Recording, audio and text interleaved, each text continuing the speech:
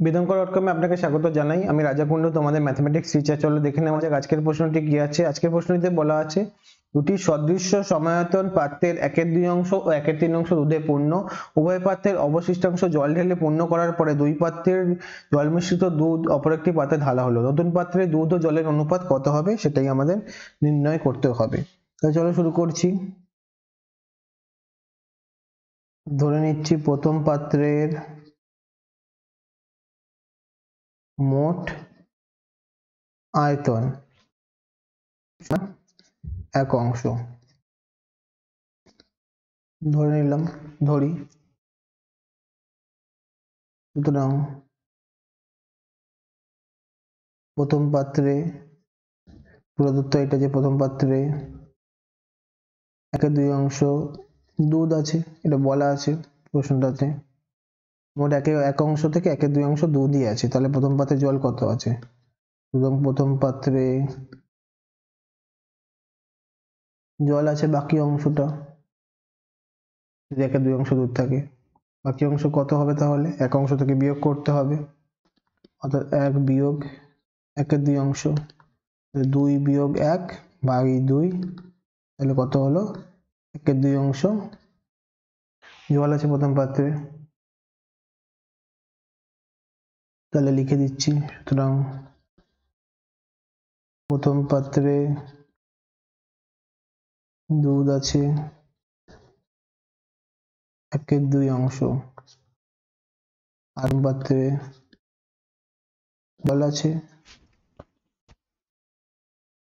দুই অংশ। দুধ একের দুই অংশ আছে, জল একের দুই অংশ আছে। ঠিক আছে, চলো ধরে নিই দ্বিতীয় পাত্রের মোট আয়তন সমান এক অংশও ধরলাম। দ্বিতীয় পাত্রের ক্ষেত্রে এক অংশই ধরলাম মোট আয়তন। তাহলে দ্বিতীয় পাত্রে প্রদত্ত যে দ্বিতীয় পাত্রে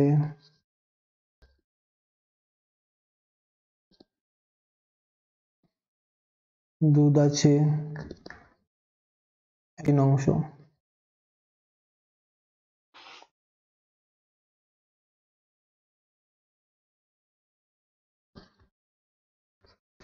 সুতরাং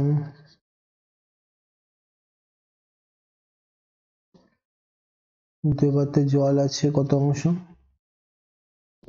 মোট অংশ এক, তার থেকে একে তিন অংশ বাদ যাবে দুধের অংশটা, তাহলে তিন বিয়োগ এক বাই তিন কত দিচ্ছে? দুয়ের তিন অংশ জল আছে দ্বিতীয় পাত্রে।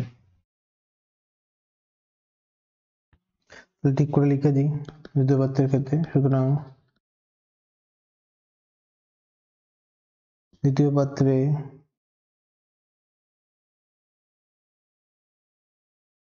দুধ আছে একের তিন অংশ, আর দ্বিতীয় পাত্রে জল আছে দুয়ের তিন অংশ। ঠিক আছে, তাহলে প্রথম ও দ্বিতীয় পাত্র মিলিয়ে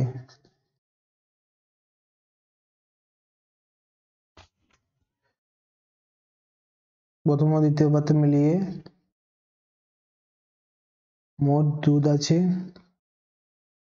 কত? একের দুই অংশ যোগ একের তিন অংশ, তাই তো? হ্যাঁ তাই। তাহলে দুই আর তিন লসাগু হলো ছয়, দুইকে তিন দিয়ে ছয় দিয়ে ভাগ করলে হয় তিন, তিনকে ছয় দিয়ে ভাগ করলে, তিনকে ছয় ভাগ করলে হয় দুই, তাহলে তিন যোগ দুই মানে পাঁচ, পাঁচের ছয় অংশ। মোট দুটো পাত্র মেলালে মোট দুধের অংশ পাওয়া যাবে পাঁচের ছয় অংশ। আর সুতরাং প্রথম ও দ্বিতীয় পাত্র মিলিয়ে জল আছে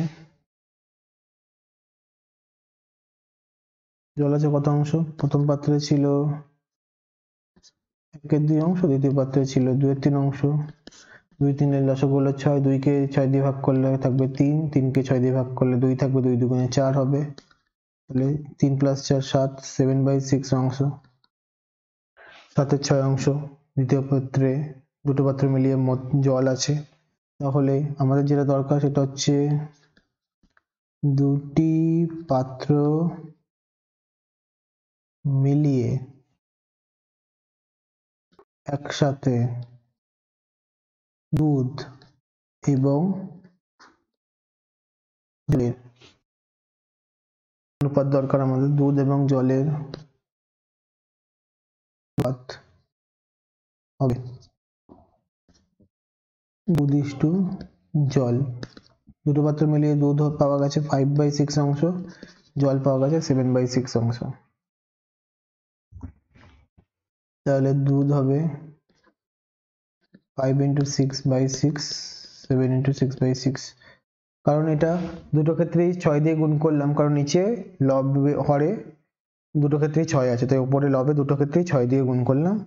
তাহলে কাটাকুটি করে দিই, কাটাকুটি করে দিলে কেটে যাচ্ছে 6 6, 6 6 কেটে যাচ্ছে, তাহলে থেকে যাচ্ছে 5:7। দুটো পাত্রের ক্ষেত্রে জল আছে, এই দুধ আর জলের অনুপাত কি হবে, একসাথে মেলানোর পরে 5:7 হবে। ঠিক আছে, তাহলে উত্তরটা লিখে দিই।